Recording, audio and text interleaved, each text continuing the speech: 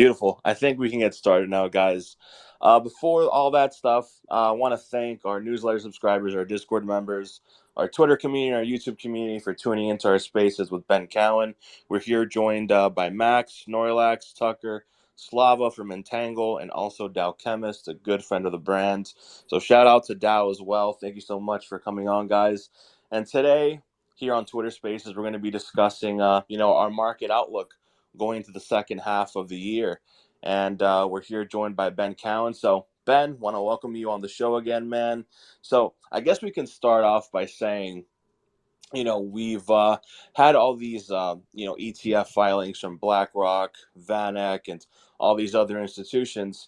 And it kind of falls in line with Bitcoin dominance breaking out. And it's eerily familiar, Ben, if you recall, in the summer of 2018, right when we hit that local bottom of about 5,800 in June, the Winklevoss twins, the founders of the Gemini cryptocurrency exchange, they applied for an ETF, and around that time frame, alts were getting demolished against Bitcoin, and BTC ran from 5,800 to 8,400. So, I'd really like to know your outlook going into the second half of the year, and if you kind of see that similarity, and also would like to know what are some differences that you're seeing between this scenario with BlackRock and all those things compared to back then, because now we're having all these major institutions, which back then during that bear market, I vaguely remember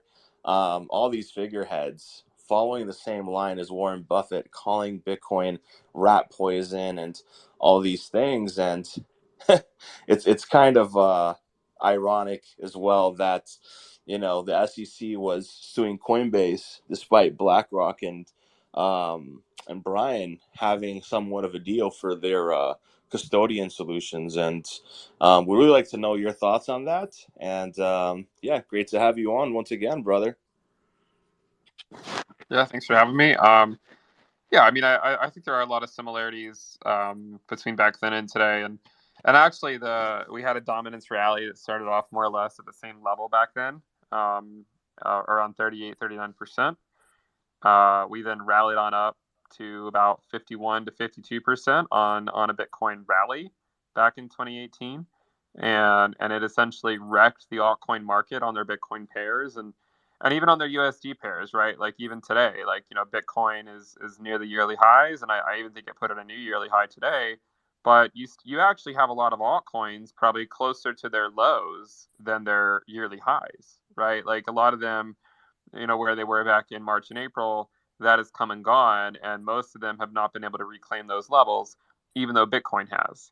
Um, and that's all in line with the dominance theory, is that no matter the direction of Bitcoin USD, we should see the dominance go up. Now in 2018, we saw the rally of dominance from around 38 to 39% to about 51 to 52%, and that occurred on a Bitcoin rally. We then saw the dominance go from basically like 51, 52% all the way up to over 60%. And that occurred on sort of like a reversion of Bitcoin back down to where it was previously, but not really taking out the June lows. It was not until the final capitulation where Bitcoin truly got wrecked. But that was essentially after the altcoin market had bled back to Bitcoin. So what I think is going on, and I think I've said this basically every time I come on here, but just as a reminder, right? Like I think we're in the phase where where altcoins and Ethereum are essentially bleeding back to Bitcoin. It is that bleed that supports the rally of Bitcoin. It's not really much of anything else because I mean we can see the social statistics. I mean I follow the social statistics quite closely, and the social sentiment, while it is still well above where it was in 2018 and 2019, it's still getting pretty low, relatively speaking, even if you assume a larger base. And so I do see people losing interest, just like we saw people losing interest back then. And normally when people lose interest, it's the altcoins that go first, because the altcoins are reliant on liquidity a lot more, or they need that excess liquidity a lot more than less risky assets are. And so basically what ends up happening, and it happened last cycle too, you see the altcoin market just bleed back to Bitcoin. And it's this bleed that sends Bitcoin higher. But eventually the thesis is that the liquidity from the altcoin market will no longer be sufficient to prop up the price of Bitcoin USD, right? And basically if you look at every pre-halving year, we see the rally top out in sort of like June or July. It's hard to know exactly when. I mean, sometimes it tops out sooner, sometimes it tops out later. But I'm still under the impression that if Bitcoin wants to make a move higher this year, it probably needs to do so relatively soon, because one of the things that I've said previously when I've come on your spaces is that I thought that sometime in the second half of the year, or as late as Q1 of the halving year, Bitcoin would likely get a sort of secondary scare. So, and to give you an idea of what that was, like, so back in 2 cycles ago, Bitcoin had its bear market in 2014 and then put in a double bottom in August. So we had basically a 50% drop from July of 2015 until August, and it put it a double bottom. For reference, if Bitcoin had a 50% drop today, that would put it essentially back at 15 and a half, which would be a double bottom. In the next cycle, we ended up having a higher low because of the pandemic, and you might call it a black swan, but as I've said before, we still had an inverted yield curve in 2019.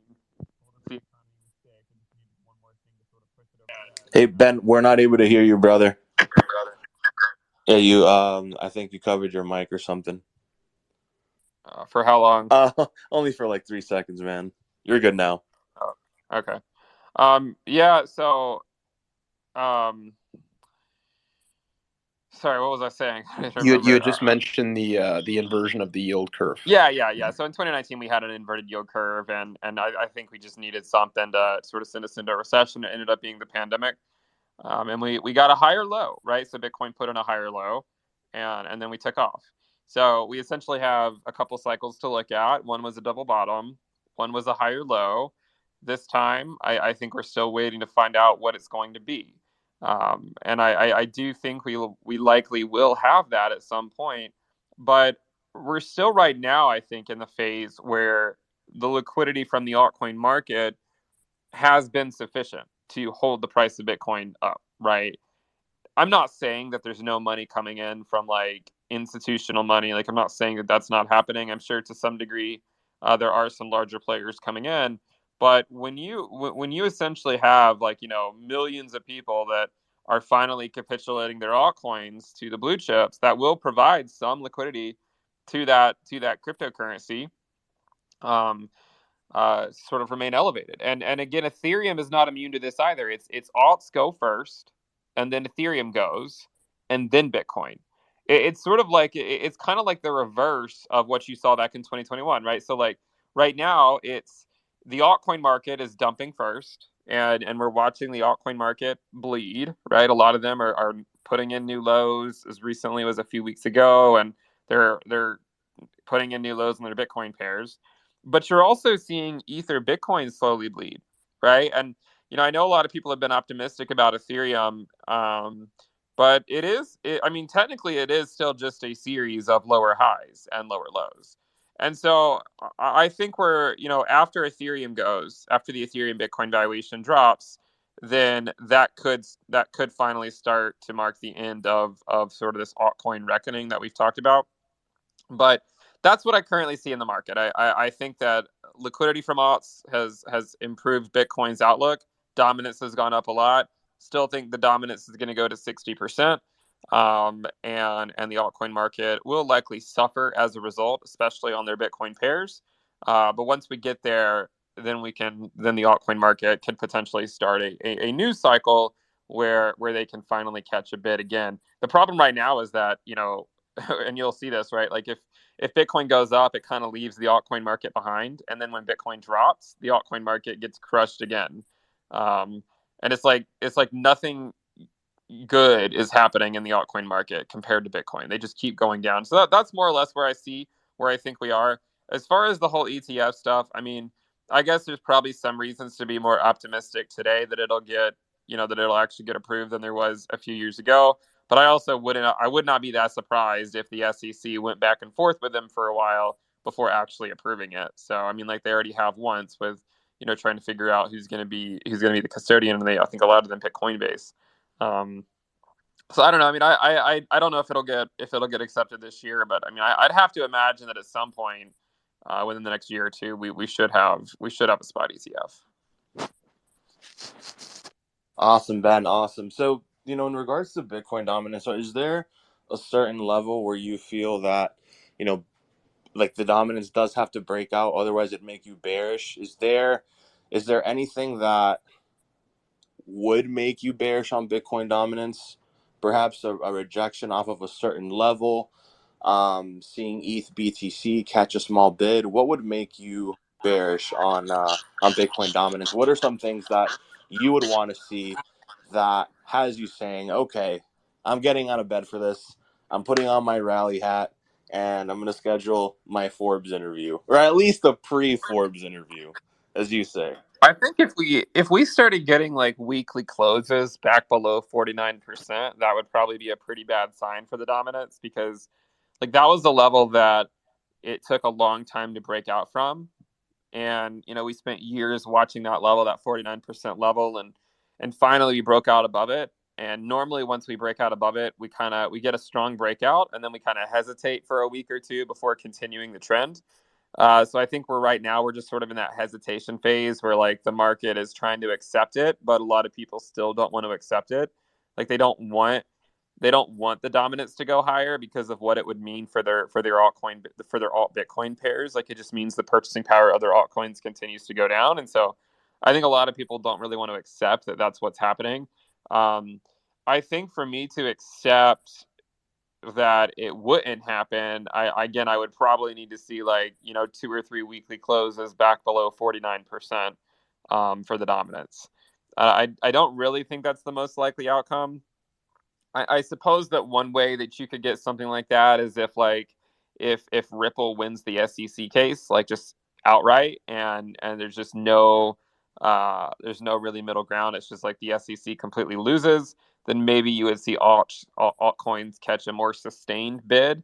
But even in that scenario, like I still would struggle to see how the altcoin market would outperform Bitcoin on like a monthly basis, because like even if altcoins are not securities, which there's a good case to be made that they are, but if they're not, then it doesn't take away from the fact that they still are very risky assets, right? And they still require excess liquidity to do well. So whether there's security or not, I mean, like put it like this, like XRP wasn't considered a security in 2019, and it still put in new lows compared to 2018, and it still put in new lows in 2020 compared to 2019.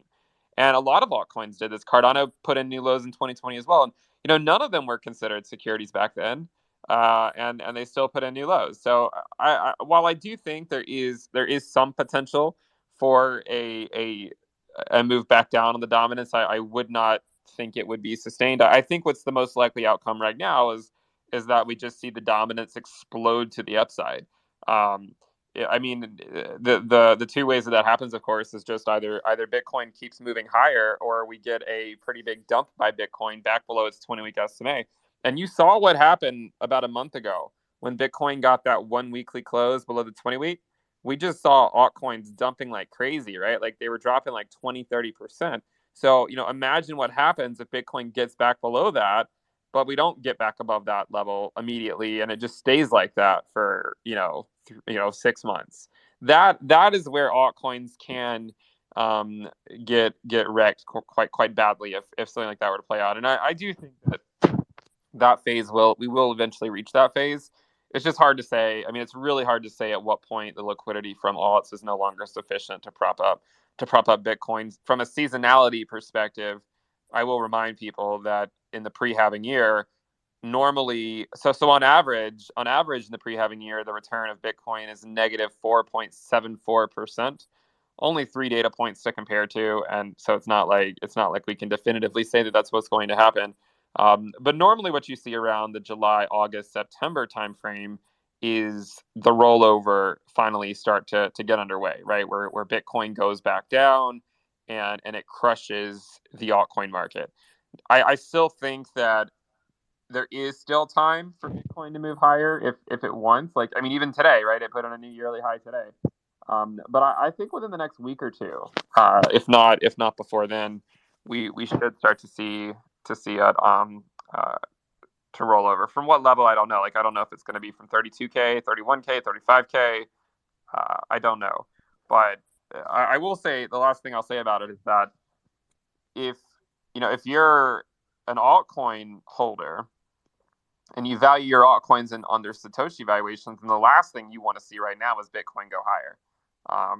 Because, I mean, again, like, sort of the theory is that at some point Bitcoin has to roll over, and when it does, it crushes alts. And so the higher it goes, the altcoins just get crushed on their Bitcoin pairs more and more, and then they still have to get crushed normally once Bitcoin rolls over. So I don't really see a compelling case for the dominance to go much lower, although I could see it dropping back to 50% maybe. But in order to change my mind, I would need to see weekly closes below 49%. Ben, and speaking about altcoins, I recall in the 2021 cycle, you were pretty bullish on ADA and a lot of the other O1s, right? Polkadot as well, things of that nature. So throughout this year, have you been looking at any narratives for the next cycle, for 2025, 2026? Have you been eyeing something that's pretty interesting, that is a bit different than just another L1, just another metaverse platform? Is there anything that you're particularly looking at? Not necessarily like it doesn't really have to be projects, but just more around narratives. Is there anything that is catching your eye at the moment? Not really. I kind of operate under the assumption that nothing else really matters until the dominance is close to 60%, and to spend too much time thinking about it during the dominance rally, I don't really think it's worthwhile, because a lot of projects just sort of die out, and so rather than spend the time trying to figure out like which ones those are going to be, I'd rather just kind of wait, see which ones are still, that there's still activity on after we hit, say, like 60% dominance, and then I'll proceed from there. I mean, of course, I have like the layer ones from last cycle on my mind. Of course, Hey, Ben, you're coming off cut off right now, a bit muffled. sorry. Of course, the layer ones from last cycle are on my mind. Of course, Ethereum is on my mind. Um, but until the process, a lot of people ask me like, well, where is the altcoin going to find its low, like against Bitcoin or against the US dollar? It's like, well, we're in the phase where there's no way to know. Like, it's not it's not, if altcoin X reaches this valuation, then it's a good buy. It's more so like, if the dominance is at 60%, and if the altcoin is an oscillator at best and it's holding its range lows against Bitcoin for, say, 6 months or more, then you could argue that it's becoming worth the risk. Like, if the altcoin can sustain its Bitcoin valuation in a Bitcoin USD downtrend, then you could start to argue that the altcoin is worth the risk. But right now, we're not really seeing a whole lot of that for most altcoins. I'm not going to say there's none out there, but I mean, I think the ones that are probably doing the best against Bitcoin right now are some of like the micro caps, like the $5 or $10 million coins, that have very, very low liquidity. So like, you just have like, maybe a few hundred people trading them, um, and they think that they're going to hold up against Bitcoin forever, but a lot of times just because there's very little liquidity. Like, so like, no one with real money could ever sell into it, because it would just collapse the whole project. But yeah, as a whole, I think we're looking about another 40% drop of altcoins on their Bitcoin pairs is kind of what I'm looking at, which is not nearly as bad as my outlook was maybe like 3 months ago or 6 months ago when we were talking about it. If you look at like total 3 over Bitcoin's market cap, it still suggests alts need to drop about 40% or so on their Bitcoin pairs before the dominance rally is over. Beautifully said, Ben. Beautifully said. Slava, anything you want to throw at Ben's way, brother? Oh yeah, I was very inspired by what you said, Ben. Very clever. I wanted to ask you, like, what are your thoughts about like recent like geopolitical situations, like in Ukraine and Russia, and how could that possibly impact the Bitcoin dominance regarding whatever result comes out of the geopolitical stuff right now happening? So I will be the first to say, like, I am not an expert at geopolitics, so I don't really want to pretend to be. But in general, my view on geopolitical events are that, like, you really can't plan for them, so there's no reason to really worry about them, because we'd be worrying about basically every single week about about what's going to happen. Um, I suppose that if if the war were to come to an end, then I mean I have to imagine right now that there are some inflationary forces that were, made worse by the war in Ukraine. So of course, if some of that stuff were to come to an end, then it could help bring down inflation. I think I think the bigger risk is, does it sort of bleed into outside of that region? Like, does it bleed out of Ukraine? Like, does the war go somewhere else? Like, does Russia go after something else? Like, I don't know. Or does China invade Taiwan, which could happen at some point this decade? I don't know. I don't. I'm not an expert on these things. I don't really have uh, a great answer. I remember back in when it happened. It was, a little over a year ago or so. Um, the markets sort of actually rallied, if I'm not mistaken, on the day of the invasion. Right, I think the markets dumped, and then they were sort of rallied as it was as it actually happened. So, you could even argue that if it comes to an end, uh, it might initially rally because people get excited, and then maybe it just dumps right after it, as we have to deal with a potential recession. There's a lot of other macro forces at play, that I would argue are likely going to be more important um, than that. But that's basically all I can say. I'm not an expert on geopolitical events. All right, we'll kick it on over to Max now. Max, what's going on, brother? What do you have for Ben? And also, Max, good afternoon. How are you? What do you see in the markets? I just have to say that, guys. you, I have to plug that in every single time. you steal my line every time. Wabi's poking fun of me. We have a morning Discord call every morning with our community, and I always start off just like the same way. Kind of turned into a big joke where I'm like, "Good morning, how are you? What are you seeing in the markets?" And it just has gone on way too long. But anyways, we roll with it. Yeah, Ben, thanks for being here. It's a pleasure to speak with you as always. I want to compliment you on your recent indicator release for your premium members, your ITC crypto premium members, the global net liquidity indicator. I find your analysis on it to be extremely interesting. And I first began to follow domestic net liquidity. I would say probably around the beginning of last year. I found some guy on Twitter who he put together the equation, and I was able to replicate it on my trading view. But since then, of course, you and I've seen a couple other ones. You've put together global net liquidity, which it paints a much wider lens to view really what's happening on a global scale rather than just here in the U.S. And how all these markets are truly intertwined. And for the longest time, the S&P 500 specifically, and I suppose the Nasdaq too, but a little bit more extreme, they were tracking global net liquidity and I guess domestic net liquidity for multiple years. But recently, within the past fiscal quarter or so, we've seen this decoupling where the S&P 500 has basically diverged from global net liquidity and domestic net liquidity. S&P 500, for those that don't watch the equity markets, has basically gone straight up in a straight line, while global net liquidity has been falling. But actually, Ben, something interesting that you've pointed out is there's still a very tight correlation between global net liquidity and total three, which is basically the crypto market cap less Bitcoin and Ethereum.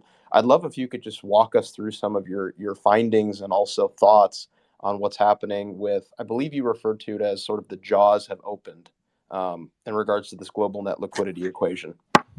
Yeah, give me a second. Let me tweet it out so that you can is there a way for you to put I can tweet it out if you Yeah. want to Yeah, connect to the space. I'll put it on the Yep. nest. No worries, brother. Um,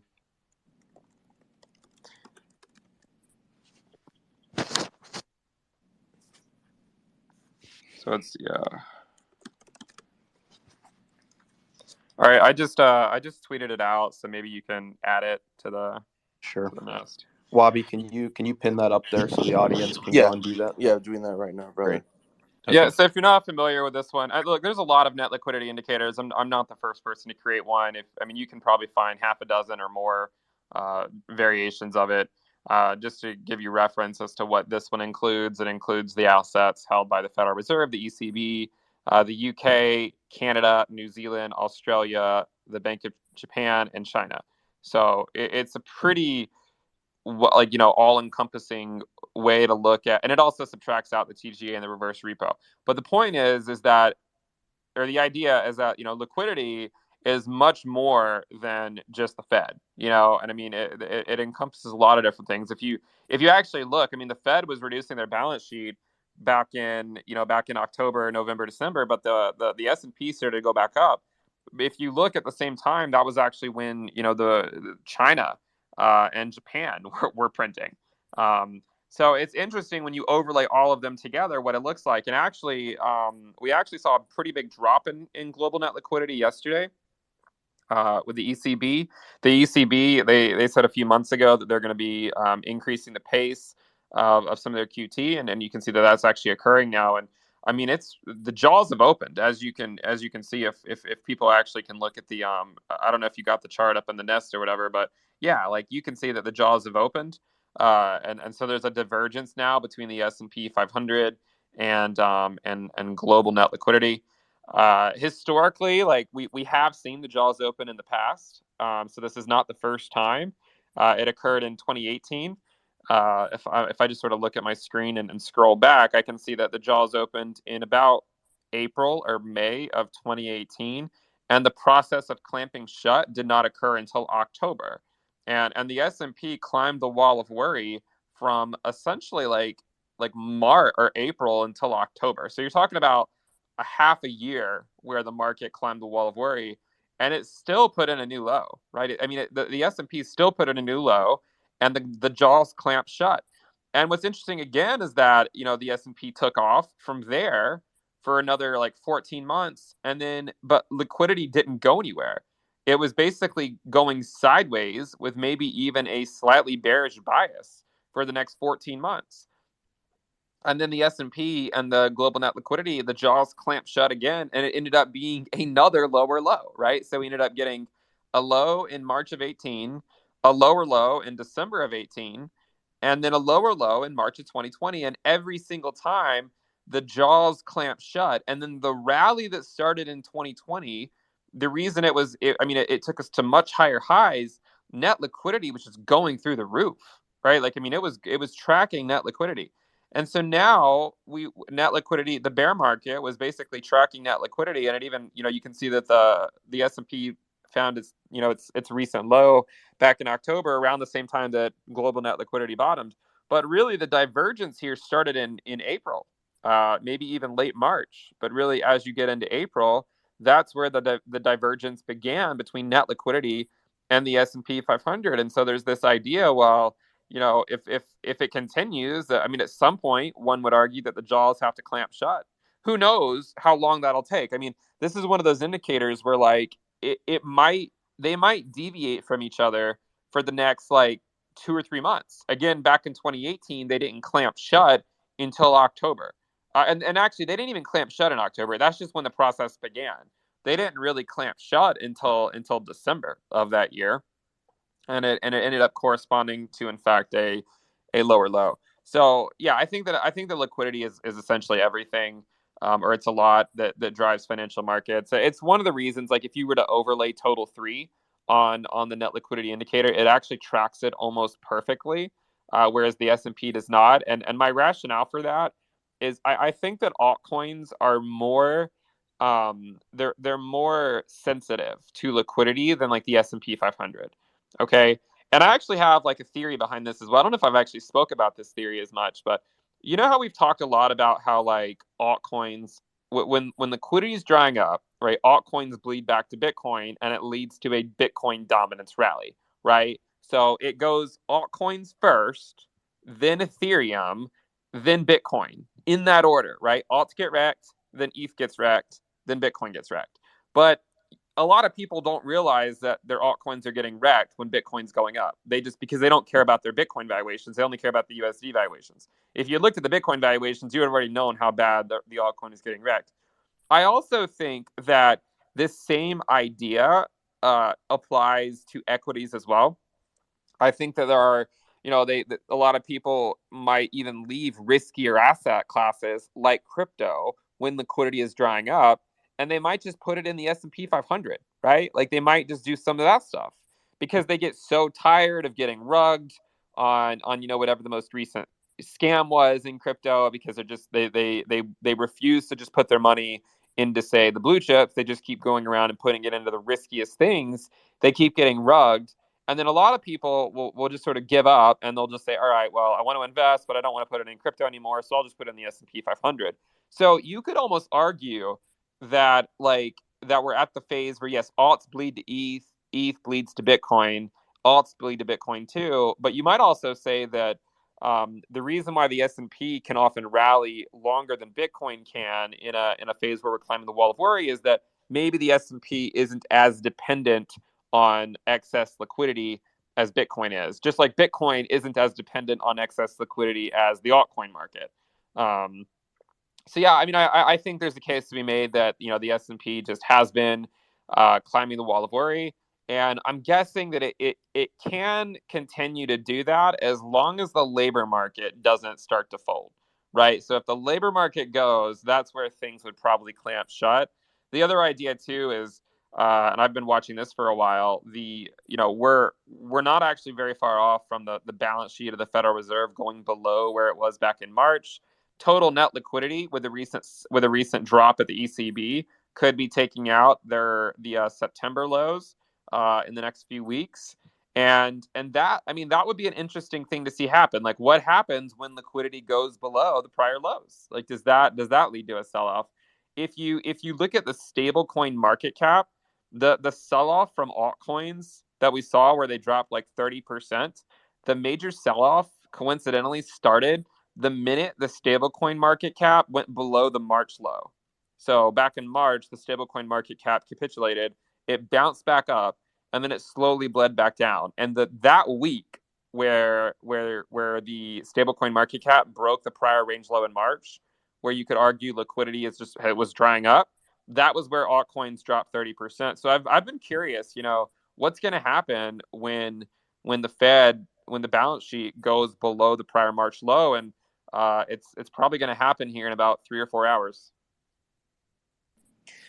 Oh, that'll be certainly something to keep an eye on, no doubt. I appreciate you explaining all of that, Ben. My next question for you would be in regards to what we're seeing with yields and the potential course of the Fed. It's all but almost 100% priced in at this point, actually. Let me just check. It's at about 92% likelihood that the Fed hikes at the end of July, the July 26th FOMC meeting. And actually, after the last pause, issues another 25 basis point hike. At the same time as core CPI remains relatively sticky, although headline is coming down, the 10-year yield recently just broke out of a multi-month long channel. And of course, that's not been good for the long end. Specifically, I know TLT is a ticker that you watch. I'd love to get some thoughts from you here on this space about what you forecast, and I hate to even use this word, but predict the course of the Fed is over the next maybe 6 to 9 months, and potentially when you'd be interested in accumulating some bonds. It's a good question. So going into this year, my plan was to buy TLT before the summer started, so like before June 21st. The reason I was planning on buying some TLT before then was because I really thought, like, I really wanted to wait it out until we got closer to a Fed pivot. History shows us that buying bonds is often the most ideal, as close to a Fed pivot as you can get.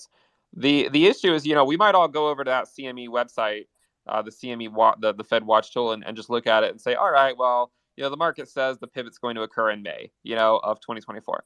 The problem is no one knows when it's going to happen because it happens so quickly. Like, you basically, everything's good one day, and then the next day, if the S&P drops 5%, and then it drops 5% the next week and 5% the next week, right? Like, that's when the Fed can pivot, and they can pivot very, very quickly. it might not take until mid 2024 for them to pivot. I think that, yeah, so in general, the time to buy bonds, in my opinion, right, I'm backing this up with what I've looked at in the markets over the last several cycles, is that the time to get them is as close to a Fed pivot as you can get. It's hard to know exactly when that's going to occur. I mean, it's also possible that TLT already bottomed, right? Like there's a chance that it's already bottomed and that it just ends up being a higher low. But with yields, I mean, you said it yourself, right? Like the 10-year broke out from its downward channel. Even the 30-year is back above 4%. And by the way, the two-year yield is over 5% as well. And what's interesting about the 2-year is when it reached this level in March, this is when things started to break, right? And when normally when you see the 2-year yield going up like quickly, it's not it's a risk off signal, right? So like if the 2 year is going up very very quickly, that generally would imply that people are getting out of equities and they're going into other safe havens. I think one of the reasons why things like TLT and other bonds have struggled to catch a bid is because inflation has just remained stickier than a lot of people thought it would. And I mean, when we started out on this rate hiking cycle, most people did not think the Fed was going to get anywhere near 5%. It's interesting. Like my prediction back then was that the Fed would stop somewhere between 5 to 5.5%. Right. This was back when it was at like 1 or 2%. I thought that they would stop somewhere between 5 and 5.5%. And what's interesting is I really did think they were going to get there because if you look historically, they normally have to go above where inflation is to actually bring inflation back down. But the funny thing today is that, the risk. So back then, the risk always seemed like, okay, do we actually make it to 5.5? Now the risk is what if we go well beyond 5.5, right? Like what if we go to 5 and 3/4? What if we go to 6%? I think there would be a case to be made that if the Fed goes to 6%, it would be a policy mistake. I think that we are probably in sufficiently restrictive territory where we are, especially if they go to 5.5. Like I think 5.5 is probably sufficiently restrictive. Um, I just think that they just have to give it time. Like it's not about just where the rate is. It's about how long are they willing to hold it there. And if they can hold the rates at 5.5% for the rest of the year, then that could do a significant amount of damage, I think, to the economy. We're already seeing. I mean, liquidity is drying up. There's two parts to it too. I mean, it's not just higher interest rates. It's also QT. It's that net liquidity indicator that we showed earlier. So my guess is that the Fed, they're probably going to raise this month. And by the way, the reason why I was initially thinking I would get TLT before the summer is I wasn't really anticipating a pause or a skip, I guess. Like I just thought they would go until they needed to stop when I was thinking about this. But then when it became more apparent that they were going to skip, I sort of kicked the can down the road. But I think what we're likely going to see is we're likely going to see them hit 5.5%. And then try to hold it there. I think they'll probably skip in the next meeting as well, or sorry, they'll raise the next meeting, I guess, skip the one after that, and then the one after that puts them in November. And I would think that by November, all this draining of liquidity should have some negative impact on the markets, and so that would probably make it so they don't have to hike again. So that could mean that the terminal rate is in fact 5.5%. Um, but I guess what'll eventually happen is they'll either stop at 5.5 and hold it there, or maybe they go to 5.75 or 6. But regardless of how high they go, it's all about how long are they willing to keep it there. And I think they're going to keep it there until they see the labor market soften up, because they're not going to get a handle on wage inflation until they actually get the demand more in line with the supply of available jobs. And I mean, for so long we've just had so many job openings that it's hard for people to get a lot of good workers without having to pay so much for them. Because everyone's now expecting very very high salaries. They also want to see they want to see their salary go up, to match inflation at the very least. And I mean, it's a reasonable place to be, right? Like you don't want to work somewhere and feel like you're getting poorer each year just because your salary isn't keeping up with inflation. So the only thing the Fed can really do is hope that they make things sufficiently restrictive as quickly as possible, because I mean, time's not really on their side on this one, right? Like the longer that inflation stays elevated, the more it's going to hurt people. I mean, no one likes going to the grocery store really anymore and spending $300 for what used to maybe cost you $120. It's hard, right? Like life is more difficult today than it was probably a year ago just because of how expensive things are. So the sooner they get it under control, the better. I'm guessing that they get it under control in the next 6 to 12 months. But the last thing I'll say about it is with regards to inflation is that the one issue is that there's this sort of this like base effect. Like if you look at oil, like oil topped out in June of 2022. And so the positive contribution, or sorry, the negative contribution from oil in terms of CPI has basically helped keep CPI down. But now, when we look at a year-over-year change of things like oil to where they were a year ago, what was what was sort of like a headwind could now become a tailwind, and it could lead to inflation going back up temporarily. Which, if it did, that would really, I think, like make the markets jittery if we did see something like that. Regardless, I think there's a good case to be made that in the next 6 to 12 months, inflation should be still on its path to 2%, and the Fed will. I'm guessing the Fed's not going to pivot this year. I'm guessing it'll be sometime next year. Max, I'm not sure if you had anything else to say, but I did want to interject here and throw something at Ben's way. Ben, during the Volcker era, right, when he was just hiking up the wazoo, even though inflation did start coming down, prices did remain elevated. So do you think the prices that we're seeing at the grocery store and housing market, things of that nature, do you think this is going to be the new normal and we're just going to have to deal with it? And, potentially wages, maybe they catch up in the next 3 4 years or so. And my second question would also be, should CPI next month, right? I believe it's next week actually.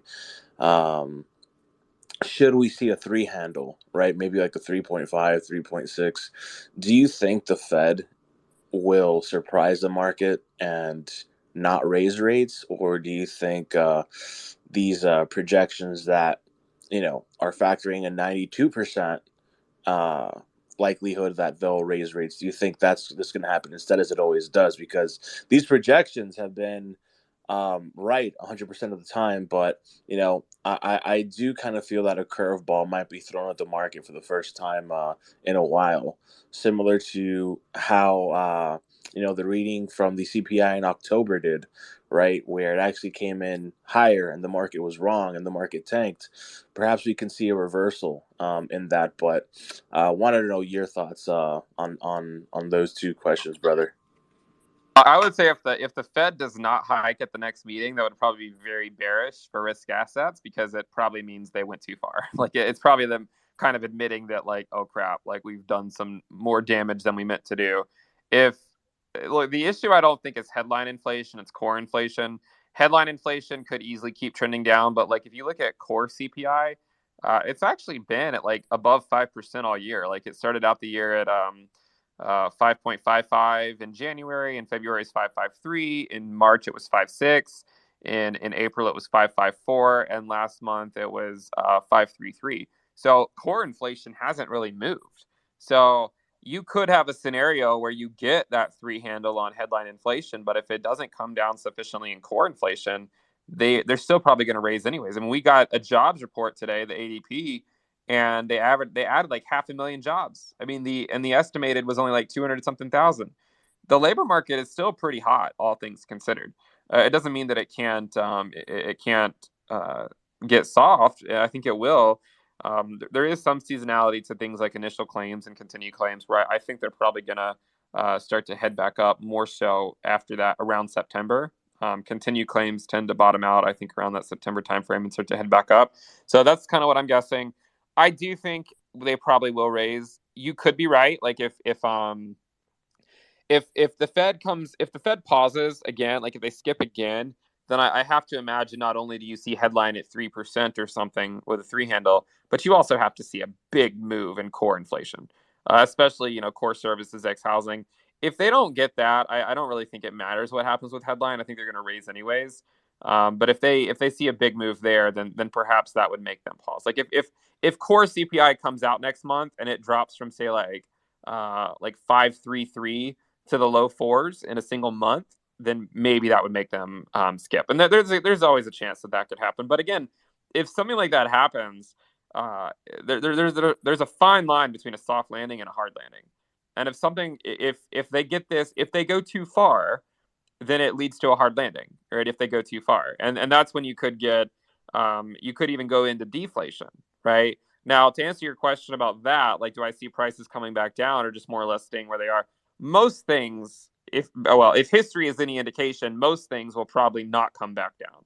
Okay, now there could be some things that come back down. Some things even already have come back down. I think maybe like the price of eggs has come back down some. You can see some prices move back down, but I also think that there's probably, in general, there's probably a lot more things that'll just be at their prices are just going to be their new normal. Like, a lot of people are not going to lower their prices. They've gotten accustomed to these new prices. They're not going to lower them, and that'll just be the new normal. And that's why, again, why it's very important that they get inflation under control as soon as they can, because every month that passes by where you have core CPI at like 4 or 5%, it's really hurting people out there. And I mean, at some point, savings is gonna dry up, right? Like, people aren't gonna be able to afford all these things anymore because everything's just gotten so expensive, and that's sort of the danger that could push us into a recession. Yeah, yeah. I remember that whole egg craze at the start of the year. Prices were extremely yoked, and same thing with orange juice. The squeeze on those prices really affected my ability to concentrate. But I'll stop with the dad jokes. Yeah.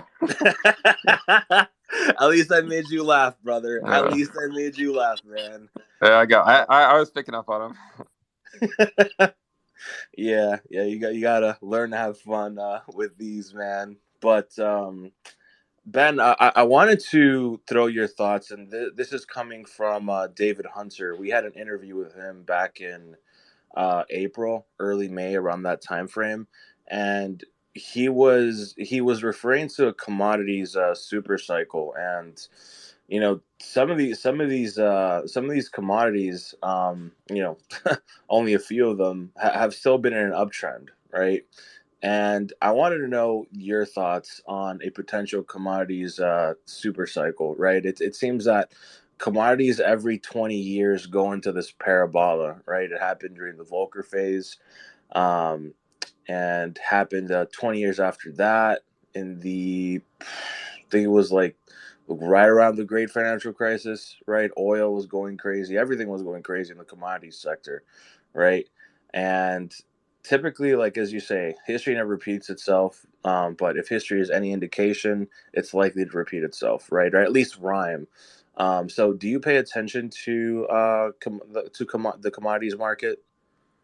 I mean, I look at some of them, especially like the precious metals, like gold, silver, palladium, copper, uranium, that kind of stuff. I mean, like, I would agree. I mean, I think gold and silver are in uptrends. Like, I mean, they go at a snail's pace, and I mean, I could see gold pulling back even more, maybe even down to the mid 1800s, before finally catching a more sustained bid. But I think that you could make the case that gold and silver will do pretty well this decade. Normally they can, especially when you go into a recession. I think one of the things that gold will need more, though, is some QE. It's not really immune to that. I mean, it needs. I think if we get back to QE, I think you could see gold sort of take off to that $3,000 range. Silver could easily make a move as well. For other things, I mean, you have things like oil. Oil has just been putting in lower highs, and I mean, it doesn't really look like it's suggesting that it wants to break out. I mean, if it does go back up, then that would probably just sort of pull the recession risk forward, because I mean, the cure to high oil prices are high oil prices, right? Like, if oil prices go up, then people are not going to travel as much, and then that's going to reduce demand, and then because the demand goes down, then people lower the prices more because supply goes up. So I think that you have things like oil that are probably going to continue to slowly go down. You have things like gold and silver. I think those are probably going to keep going up, although in the short term they still could be in sort of a correction phase. Note that this is an important point here. In mid 2019, in fact, we saw gold have a pretty big correction, and then crypto had a big correction too. But the difference is in the second half of the year, crypto kept going down, but gold kept going up. you know, so I could see something like that playing out again, where like gold rallies into the second half of the year because it hasn't really done much over the last couple of months or so. Like I could see it rallying in the second half. And crypto kind of struggling to catch a bid. And I mean, I do think crypto will catch a bid again, especially the altcoin market. I think they probably will sometime like next year. I just think, I think it's just too soon for a lot of them to sort of catch that bid when liquidity is still being drained. So, I mean, in general, like the commodity super cycle, I don't really know if I want to put my name on anything that says like super cycle, to be completely honest. But I do think there are cases to be made that things like some of these like precious metals in fact are probably in some fairly bullish trends. But palladium, I mean, palladium's not. Palladium's been going down, and I could see palladium continue to go down for a few months before turning back around. I'll pass it on over back to Max. Sorry for interjecting, brother. I see you posted something up on the Nest, and Max, I actually want to throw something in your direction as well. So the 30-year mortgage just hit a 22-year high of 7.22%, which is quite astronomical. And home prices here in Miami had an uptick of 5% year to date, which is insane, man. I feel that South Florida is turning into how Los Angeles was turning into when Schwarzenegger was in office. Yeah. The so the chart above, I just wanted to drop this in there. For those that rely on TA like myself, some people think it's tinfoil hat. Some people, they live and die by it. I am probably somewhere in between. I think it can be very useful to spot certain historic patterns. And the one up in the Nest is just a chart of TLT, which Ben and I were discussing. An observation that I made a while back was that every single global bottom in long duration treasury bonds in the past 2 decades has been a double or even a triple bottom, where basically we put in that big sort of high time frame low, we bounce a little bit off of it, and then we come back and slightly deviate the previous low. And then from there, it's sort of like confirmation or maybe a stop loss run for like the really serious traders. And then potentially moving past there significantly higher. Now, of course, there's a lot of moving parts in this. Why TLT would move up or move down, as Ben already went into. But it's an interesting observation. It's a 20-year long trend of how bottoms have typically formed. So I think it's at least something to keep an eye on. I wouldn't say it's anything to necessarily die by or stake a reputation on, but certainly if TLT comes back into that low 90s level, if you again click on the Nest, you can see the chart that I posted for visual. I think it's worth keeping a serious eye on there, but also something that Ben noted that I think is a really salient point is it could have bottomed already. Nobody knows for sure, and nobody knows when that pause is coming. And another thing that Ben mentioned is that the 2-year actually, as of today, just made a new high. We slightly wicked above the previous high that was set in March before the Silicon Valley Bank collapse. So will something else break? I guess time will tell. We'll certainly be watching. But I just wanted to put that out there as a visual and comment a little bit further on TLT.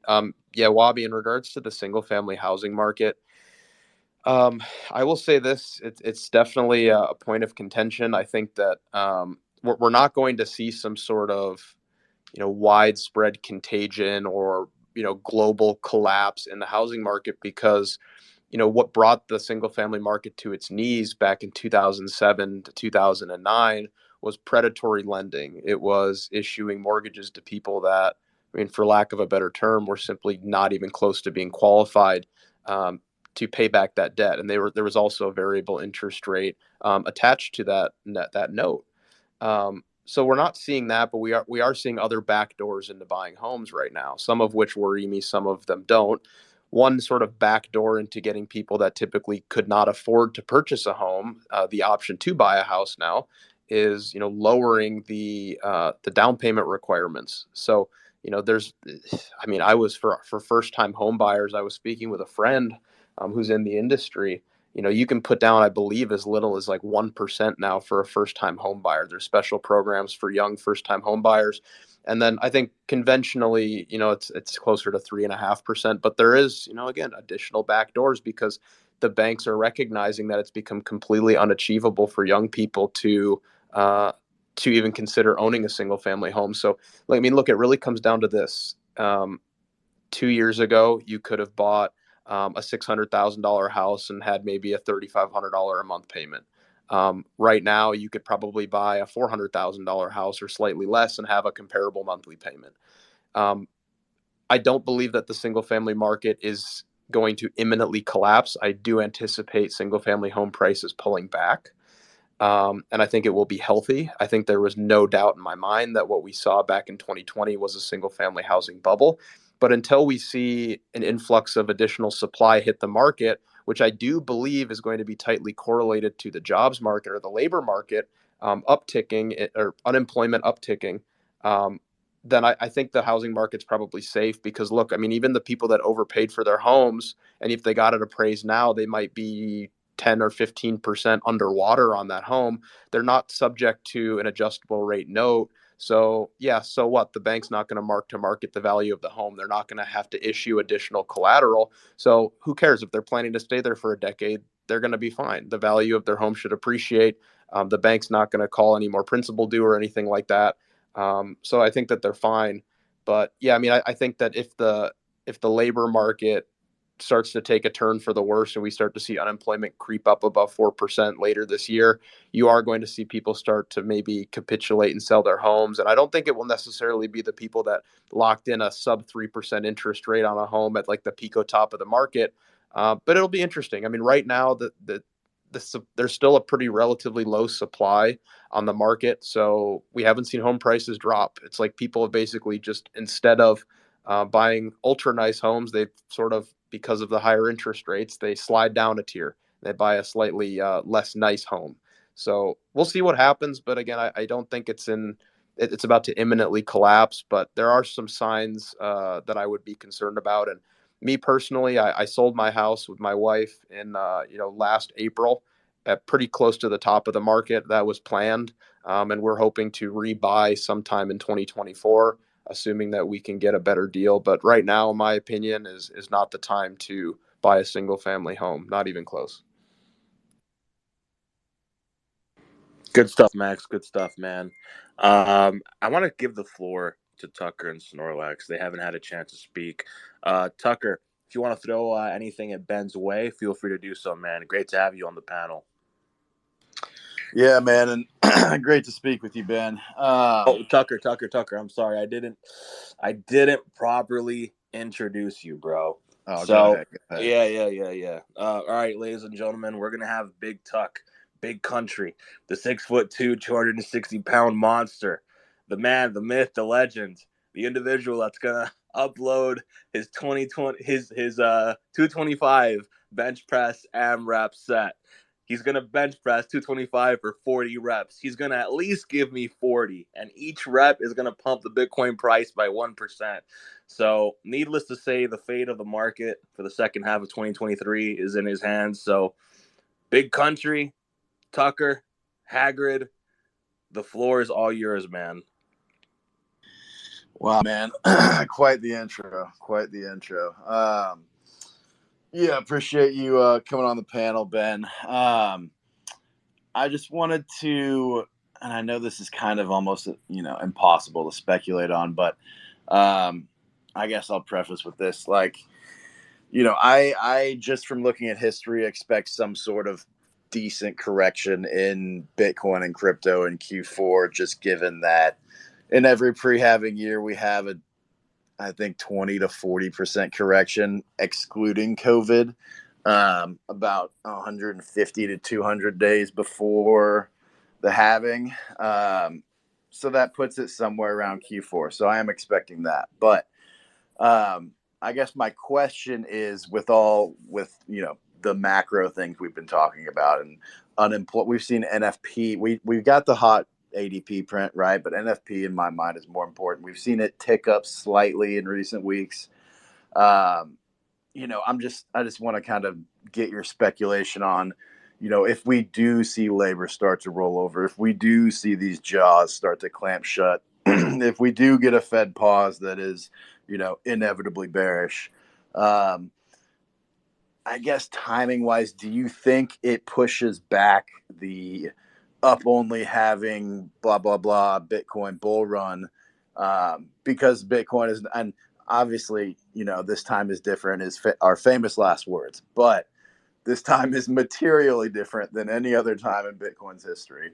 It's only existed in QE and ZERP, right? So obviously considering lengthening cycles and, the up only environment bull run starting about 6 months post halving, do you think that these, conditions that I've kind of laid out could delay said bull run? Or I guess where are your thoughts on kind of that environment? Yeah, I mean, it certainly could. My focus, I guess my hope has been that all this stuff would get resolved before the halving. Because we have to remember that, even if we do get a recession in 2024, like asset classes, like risk assets can often bottom, well before the recession is over, right?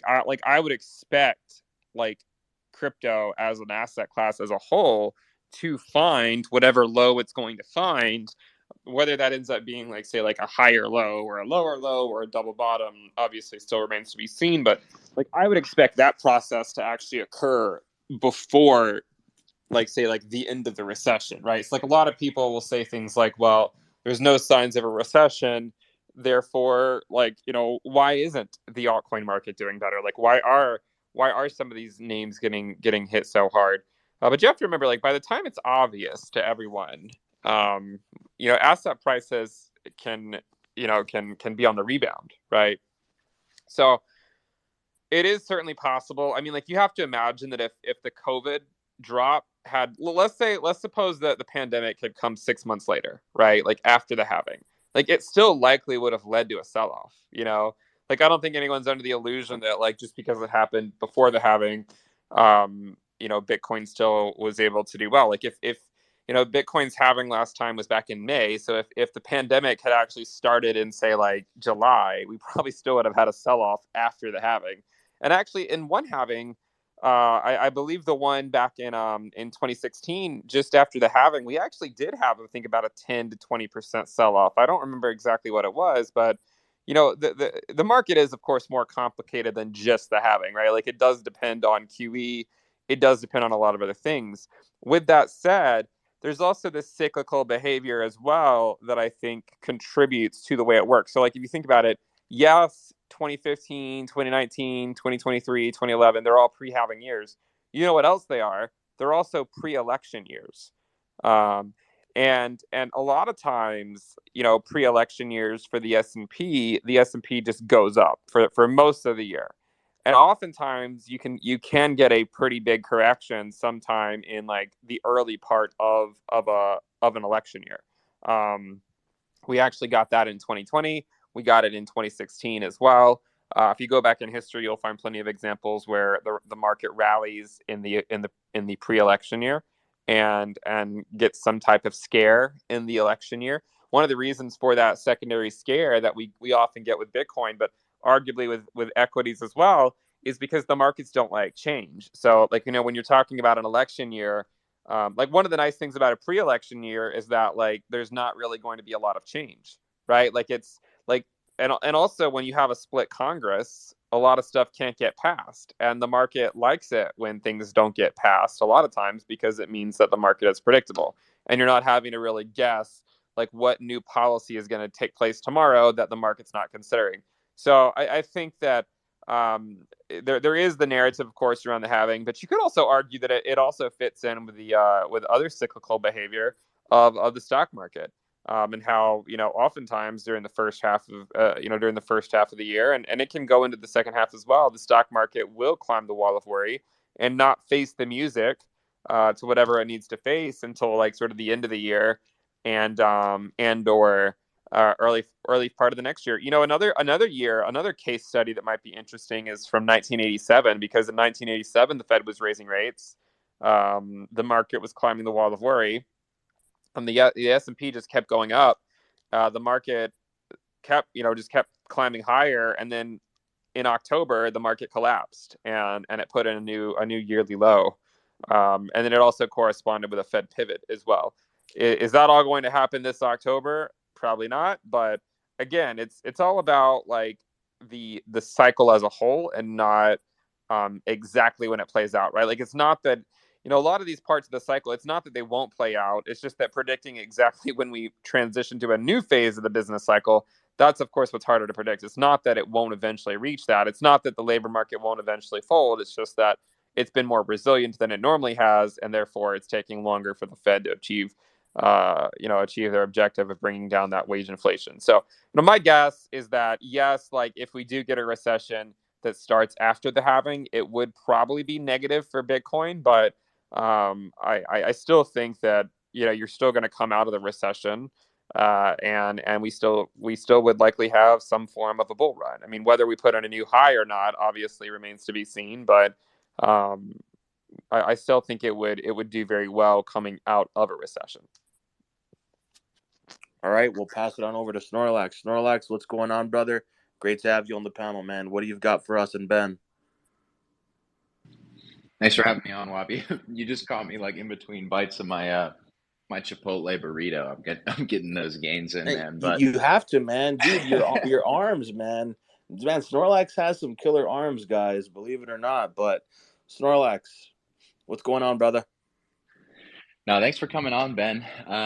I wanted to ask you specifically about Ethereum because I feel like the price action this year has been, it's been very different than the Ethereum price action that I'm used to trading. And a lot of that has to do with, how institutional players are kind of positioning as it relates to like staking yields. But, I know that your bias is that we're expected to have another scare in the market. So I wanted to ask you what that looks like for Ethereum, because I am, in addition to being bullish on Bitcoin dominance, I think Ethereum dominance looks, it looks better than most altcoins. We can at least say that. So do you think the low for Ethereum USD is in, kind of based on the capitulatory event that we had in 2022?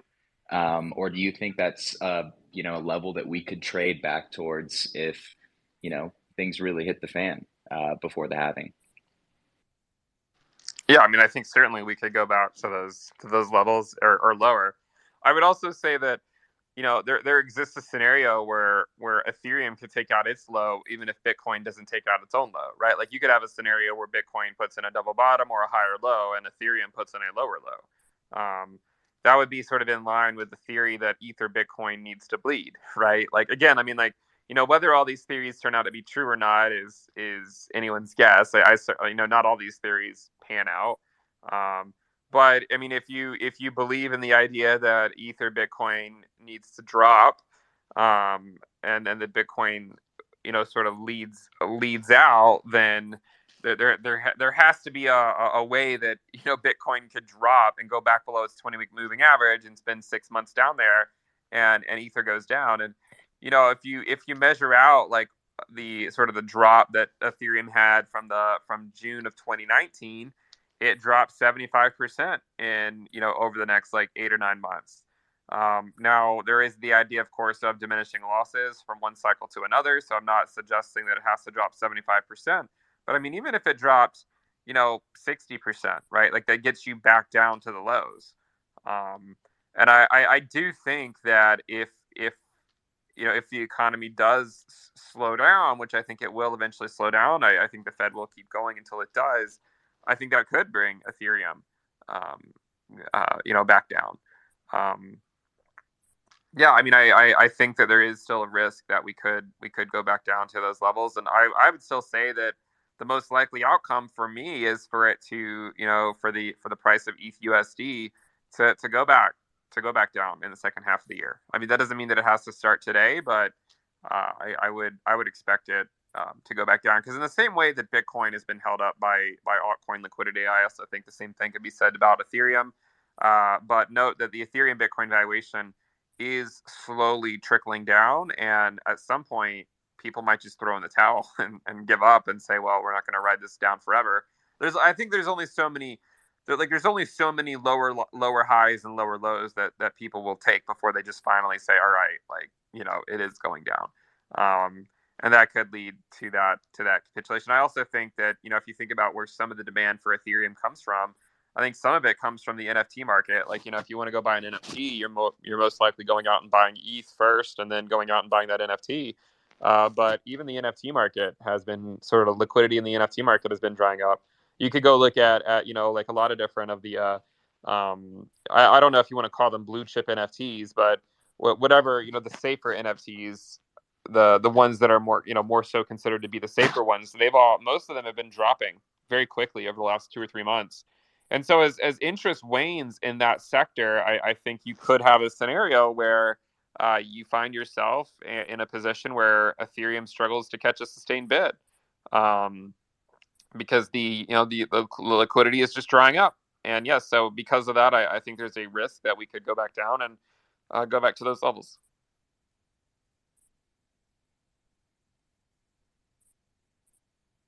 All right, cool. We also have Matt on the panel. Matt, what's going on, brother?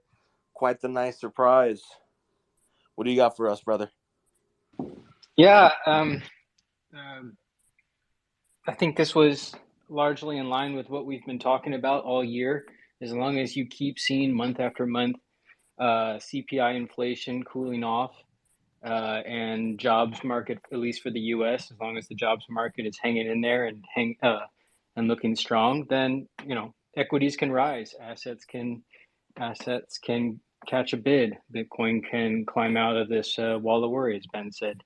I agree with your point, Ben, that Ethereum has a unique issue. Unless NFTs are catching a bid, there's a problem with, like, well, why do I need to hold a mass amount of the asset in which to buy it? And you said NFT blue chips. I like to look at Bitwise's NFT fund, where they literally call it NFT blue chips. And whether you're considering the 1 month, the 3 month, the year to date, 12 months, or since inception, it's all negative numbers. It's all negative 25%, negative 40, negative 75, and worse. So like no matter how hard you squint, it doesn't look like that that demand for whatever you want to call them, the blue chips or the go-to or the names you recognize, NFTs, is back. And so Ethereum might literally switch from deflationary to inflationary for a brief bit until that happens. Yeah, I mean, like, I think like Bored Apes are down. They were like trading in the high 60s, 60 ETH, like back in April, and the last I looked, the floor price was below 30. You're talking about 3 months pass, and the floor dropped almost 50%, or maybe more than 50% for some of them. Like for Bored Apes, I think it dropped more than 50%. You saw I think the Azukis, they basically capitulated almost right after launch. There's a lot of, and I think the issue is that a lot of people are just kind of tired of it. They're tired of people. They're tired of all these, of all the different things that you can go buy, and when you have some projects that are basically just sort of regurgitating the same JPEGs they used in their last release, like, it's going to make people think that they're not doing, they're more so just doing it as a cash grab, right? Like, I mean, and how could you not think that if you're not coming up with new stuff, right? So I think that there are people that are just getting tired of all, and I'm not saying it's any specific project, right? I'm just saying, like, in general, there are a lot of projects over the last 2 years that sort of just regurgitate the same stuff over and over and over again with sort of these empty promises.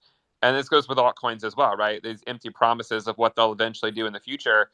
But I think the bigger issue is that now that we're out of, zero interest rates, right now that we're out of that policy era, it's going to force these projects to actually find utility, right? Like, there's only so far that promises can go.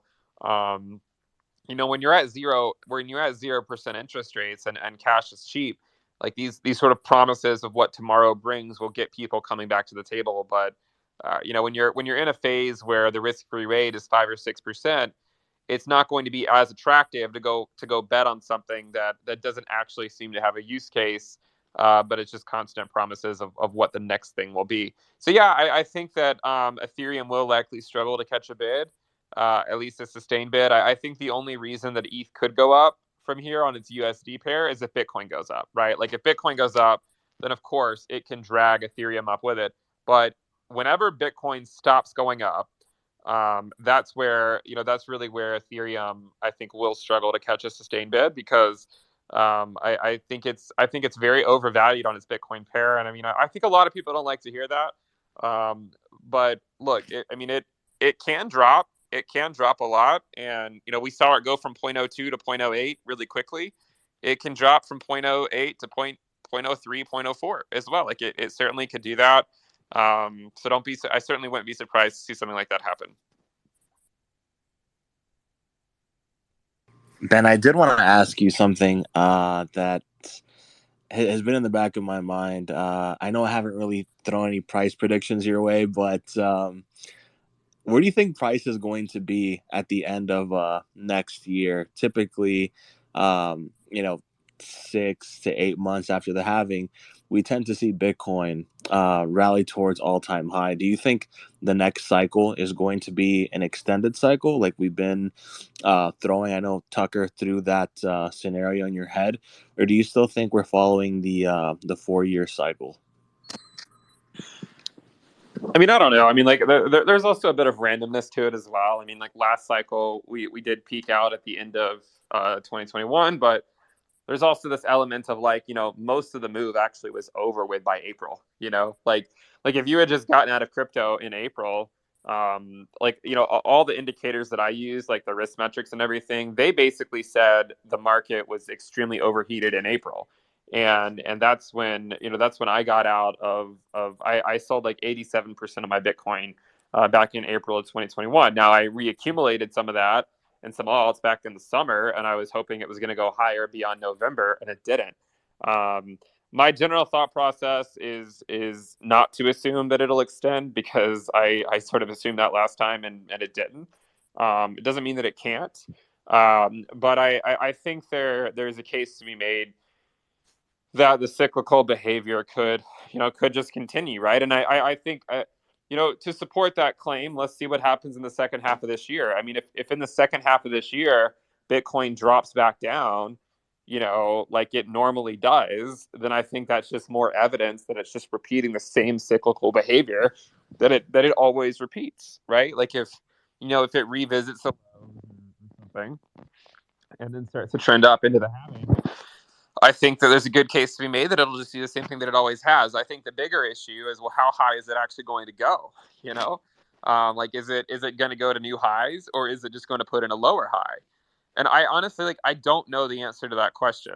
I feel like the optimistic side of me would like to think it's going to go to new highs, but there's also this other side of me that thinks like, well, what if the housing market rolls over, right around the time that it's about to hit new highs, and then the business cycle sort of kind of comes to a completion around that time. Like there's reasons to be, I think, concerned. So I would say, like, rather than putting out a price prediction, I would probably say like especially after the halving, like we might. And it depends on what happens between now and then, right? Like if Bitcoin just rallies between now and then obviously the bias would have to change, right? Like you'd have to reconsider like what would be the most likely outcome. But if Bitcoin does get a sort of a secondary correction like it normally does before the halving, then I would say, you know what, it probably is just going to rally until maybe the end of 2025, and then that's probably it. Like I don't know what price that would correspond to. It could be 100K, could be 150K, might only be 50K, right? Like it depends on a lot of different things. I would say it's more so. What's more so interesting is like not to say at what price it goes to, but at what point does it roll back around? And I think to understand that, you have to just look at like the conditions in the market, right? So like Bitcoin will certainly rally under favorable conditions, like if we go back to QE, which is probably what's going to happen. because another thing too is like going back to sort of the pre-election year stuff. A lot of times in the election year, you'll see, I think you might actually see policy that might become a little bit more intervention focused, because the people that are in power might start to really want to stay in power. And so they might do certain things to to provide that liquidity to the markets. Because look, if the stock market's going down in November of next year, that's not a good sign for the incumbent, right? So the idea would be to have some type of policy that might make it make people a little bit happier, have a kick in their step because the market's going up. So perhaps a lot of that is where the cyclical behavior comes from, like the political stuff, not just sort of the cyclical behavior of Bitcoin. I mean, like, think about it like this: like, had the Fed not printed $6 trillion, do we really think Bitcoin would have gone to 70K?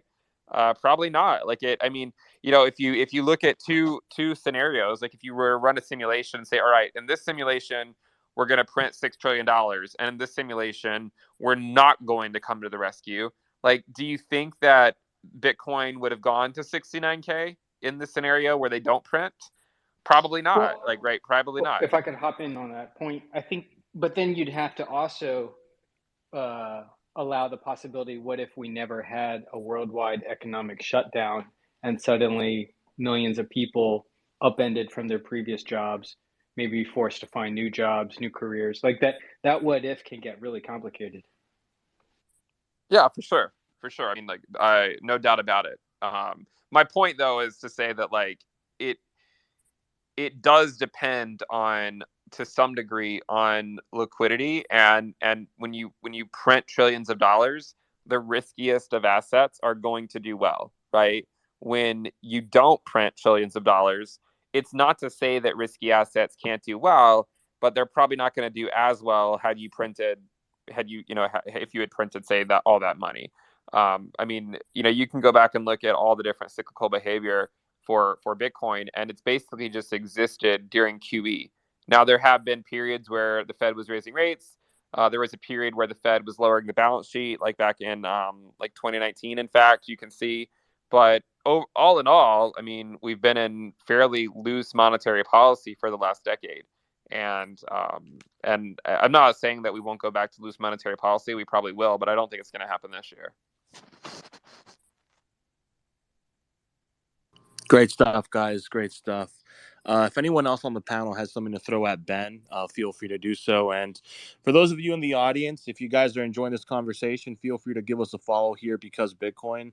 We want to thank everyone that's in the space and has managed to stick around for the last hour and a half. Truly means a lot for us, guys. And want to give Big Ben, Uncle Ben, the man himself, for taking the time out of his day to come up and talk some shop with us here in this lovely Thursday afternoon, or Thursday evening if you're on the other side of the world, or Thursday morning. So feel free to give us a follow if you guys are enjoying this content, and turn on bell notice so you guys can get real-time market news, and also to keep up with all of our shows. And also feel free to follow the speaker panel. Feel free to follow Ben, Max, Matt, Snorlax, Tucker, and Tangle. Want to thank and give a special shout out to all of our speakers here on the panel, and for you guys here in the audience. And I see we do have one person that's requesting to speak. But before I bring you up to speak, just want to set a few rules. You never really know what Twitter Spaces before you come up. Please, no loud obscenities. And please keep it cordial. And that's specific to the conversations that are taking place. So I'll first bring up FK.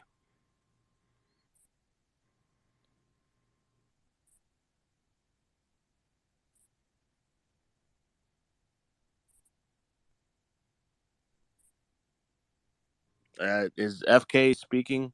FK, go ahead, man. What's going on, brother?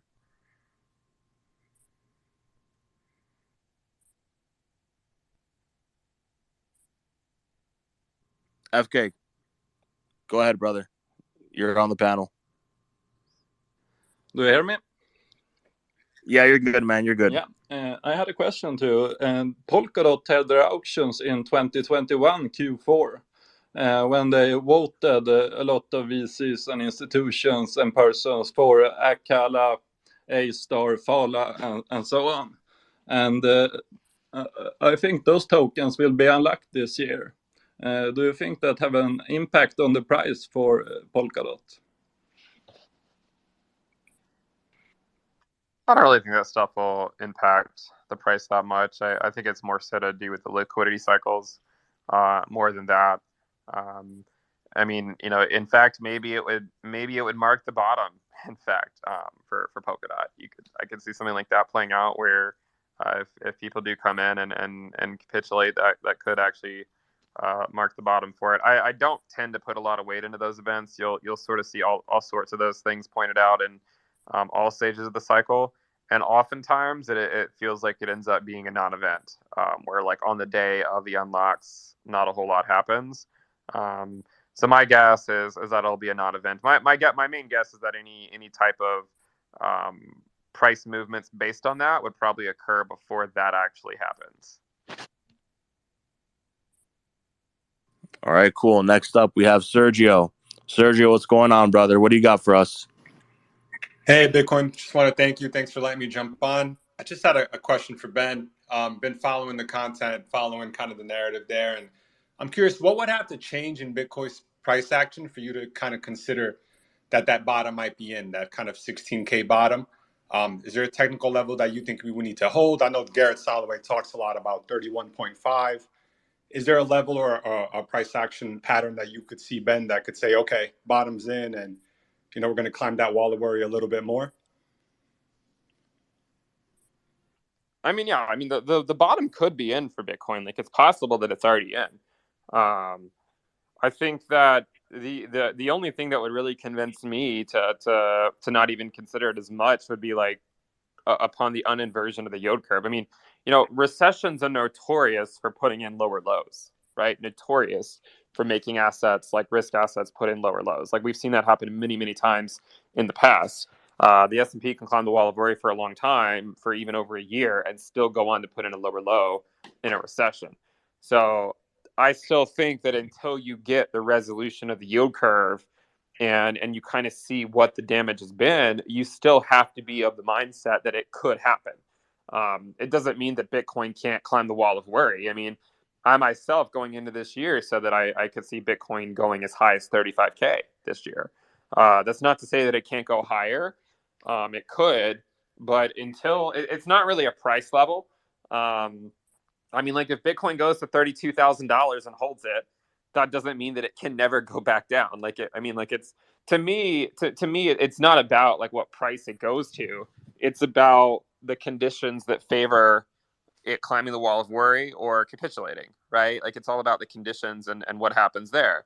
I think that if we get the uninversion of the yield curve and we do get a recession and Bitcoin is putting in a higher low, then yeah, like, I feel like you can say more definitively then that the prior low was the low. But until you see that, it's just, I mean, it's really hard to know.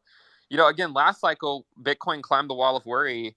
It went up 4x, and it didn't actually get its higher low at 3,800 until over a year later. In 2015, it wasn't until August of the pre-halving year. These things can take a long time to play out. Just because they go to a certain price doesn't mean they can't go back down. Last cycle, Bitcoin rallied up 4x, and it still dropped back down to almost the prior low. So I think what I'm looking for is more so, the resolution of the yield curve, going back to QE, and then figuring out, how bad is it? Like, how bad did the Fed damage the economy? And until we get to that phase, we just simply don't know. And whether Bitcoin goes to 32K, 35K, or even 40K, it doesn't really negate the fact that the Fed is going to likely continue raising rates, or at least holding them at high levels and lowering their balance sheet until they actually have a material impact on the labor market. So I think once you see the labor market start to move, to soften up, I think you'll get that retest, and then we'll figure out. I mean, at that point, we'll figure out. But I don't want to give you the illusion that like it can't be the bottom. It could be the bottom. I've said for a long time, I think there's about a 60-40% chance. But even in that case, like we won't know the answer to that until until we're done with sort of this rate hiking cycle, and then where the Fed goes back into cutting rates. Again, a lot of times the market doesn't drop significantly until the Fed cuts rates, because again, normally the Fed starts cutting rates because the market starts dropping, because the Fed went too far. We're not at that phase yet, so I think it would be premature to sort of declare with like 100% confidence that it can't ever take out that low. Like it could take out that low, you know, in a potential recession. It's just I don't think we're in a recession right now. All right, and last up we have Pargali. What's going on, brother? Great to have you on the Thank you, panel. mate. Appreciate that as well, and hope you guys are doing well. I just wanted to just give a kind of a quick feedback on the last discussion on unemployment. I mean, I think we do think generically, historically, right, that unemployment has to pick up before the kind of the end to the bear market. But you know, this could be one of those one-off kind of bear markets where you see unemployment actually, you know, rise after the bear market has bottomed as well. It could be potentially that unemployment remains extremely low, right?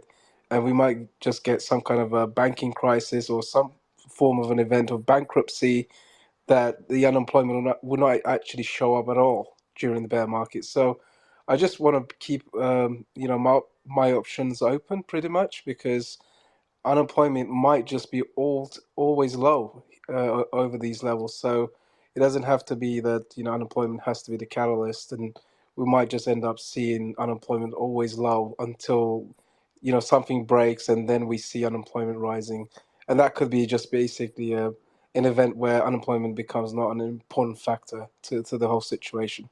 So those people who are watching unemployment, it might just be a waste of time at this point, because we might not even see unemployment rising until that kind of final event. That's all I wanted to say basically about this issue.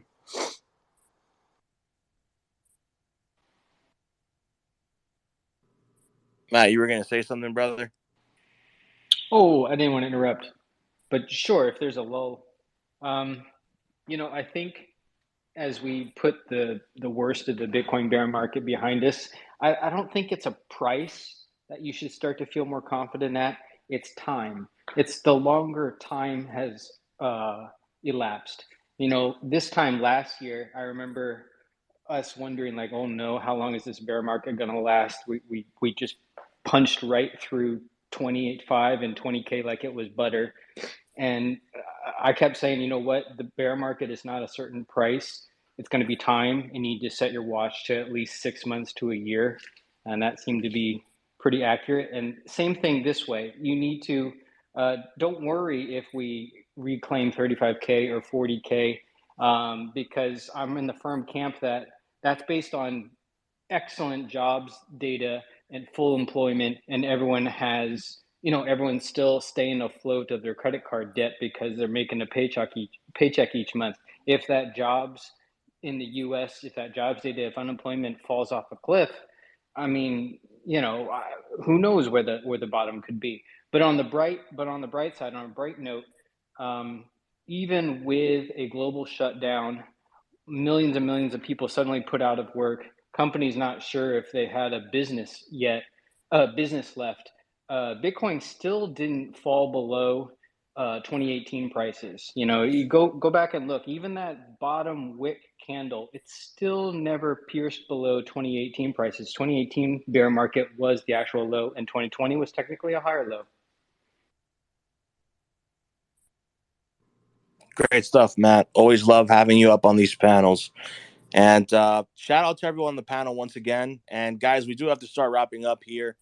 We've been going for about an hour and a half. So if you guys are enjoying this conversation, feel free to give this giant yellow square a follow. Every single follow counts.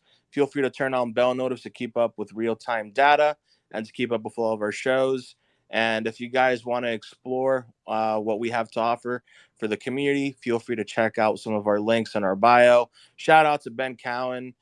Thank you so much, brother, for coming up to talk shop. And, you know, it really speaks a lot when, you know, you have an individual like yourself to just take time out of their day to, you know, talk some shop, talk some crypto, talk some markets, and, you know, have some laughs here and there, man. Always love the sayings that you have, right? My favorite is honestly, if you feel like if you're feeling some FOMO, go ahead and take a cold shower. And brother, I've taken a few cold showers, and I've gotten out of bed a few times. But Ben, I do have one final question to ask you. This is a bit dubious. It's a bit of a dubious speculation on my end, but when you feel that the time is right for the bull run to fully commence, are you going to be making a video that says I'm putting on my rally cap or time to schedule your Forbes interview? I don't know if I've thought about it. Probably not, but we'll see. Man, you gotta love it, man. Gotta love it. So thank you once again, man. Thank you so much. Looking Yeah, thanks forward for to. having me. No problem, man. No problem. Looking forward to hopefully doing some YouTube stuff with you, and it'd be really interesting to see the man in action showing us the charts and like data points that you typically show in your videos, man. I feel that like content like that is a rarity, right? And from what I see, most crypto YouTubers do, they just show a chart on an exchange, and they don't really put the amount of detail that you do, man. So the numbers speak for themselves, man, and you deserve it. And it was a pleasure meeting you in Miami. It was a blast. And you know you study really hard and you party even harder, man. That was a great event, man. Great food with some pretty cool people, man. So looking forward to your next event. But speaking of that, the next Bitcoin conference from the same individuals from Bitcoin Magazine is in Nashville. Are you going to be throwing that same party at that event, or is it going to I like haven't thought still that be in far ahead yet, Miami? honestly. Yeah, yeah, Yeah. yeah. But does anyone else on the panel have anything else for Ben, Slava, Tucker, Snorlax, Max? Is I, there anything else that I you want actually to? I have to get running here pretty soon, so I can't really stick around much longer. No problem, no problem, no problem. All right, guys. Thank you all so much, and we'll see you all tomorrow. It was a pleasure hosting this show and putting on some great conversation for y'all. Take care, and God bless you all. Thank you, See ya. everyone.